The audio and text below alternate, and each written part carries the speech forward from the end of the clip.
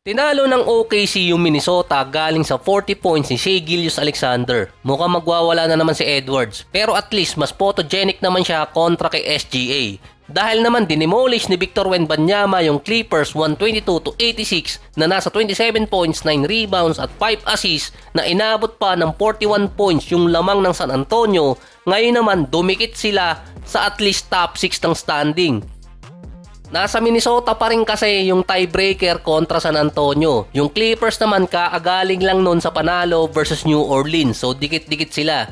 Imposibleng tinamaan din ng fatigue yung mga players ng Clippers dahil 3 days ang pahinga nila bago yung back-to-back game.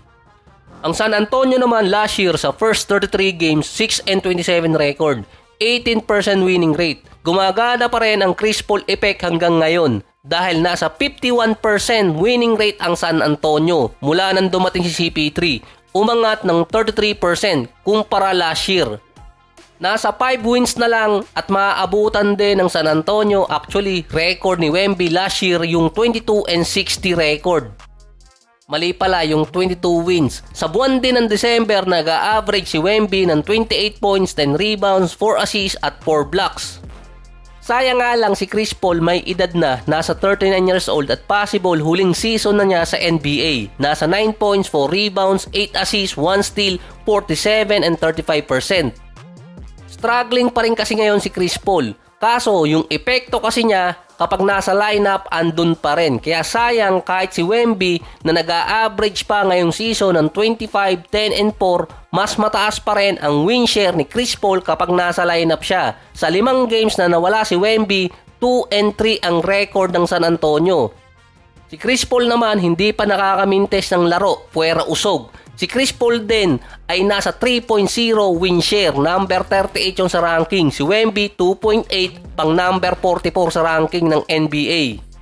Ang main arsenal talaga ni Chris Paul, assist to turnover ratio. Mas marami pa nga siyang foul ngayon na meron siyang 59 kumpara sa turnover niya na meron siyang 58. Dahil naman sa De'Aaron Fox sweepstake na posible kasing magkaroon ng trade, nasa bingit din ng trade si Chris Paul.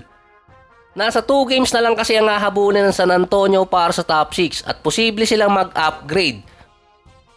Kaso kung papalitan nila si CP3, hindi naman alam ang anong pwede mangyari sa season. Kasi nga pwede sila magdagdag ng another star pero hindi katulad ni CP3 yung effect na nagko-complement sa mga player. Wag nga lang kapag playoffs. Ang Cleveland Cavaliers naman formidable pa rin, back-to-back game na back-to-back win din na mukhang may hangover pa yung ibang players ng Lakers na galing siguro sa birthday party ni LeBron tapos New Year's Eve pa. Nawala lang si D'Angelo, biglang nagkaroon ng 35 points, 9 rebounds at 10 assists, meron pang 12 out of 13 si Austin Reeves, mukhang ganadong ganado. 3 players lang din sa Lakers ang naka-double figures. Si LeBron na meron 23 points, siya din yung unang player na naglaro bilang teenager at 40 years old. Sabi pa nga niya, kaya niya pang mag-dominate ng 5 to 7 years. Si Anthony Davis naman meron 28 points at 13 rebounds. Sa Cavaliers naman, 5 player ang naka-double digit. Isa doon si Donovan Mitchell na meron 26 points, si Jarrett Allen 27, si Evan Mobley naman nasa 20 points. Si Finney Smith, yung bagong acquire ng Lakers, active nung una, naka 2 points pero 0 out of 2 sa 3-point area. Lalo atang bumaba yung bench scoring ng Lakers. Baka naman siguro na-invite din sa birthday party ni LeBron, meron ding hangover. Dahil ang Cavaliers ay mayroong 29 na panalo, ang kailangan nila para mag-countdown papasok ng playoffs ay 15 wins. Dati nung wala pang play-ins, kapag naka 44 wins na ang isang team sa East, bago pa lang dumating yung March, pasok na sila sa playoffs noon tulad ng 2020 Bucks. Yung sa kanila dati, halos January pa lang pasok na sila noon may playoff spot na sila dahil 41-12 record sila noon bago pa lang mag-All-Star break noong February 2020.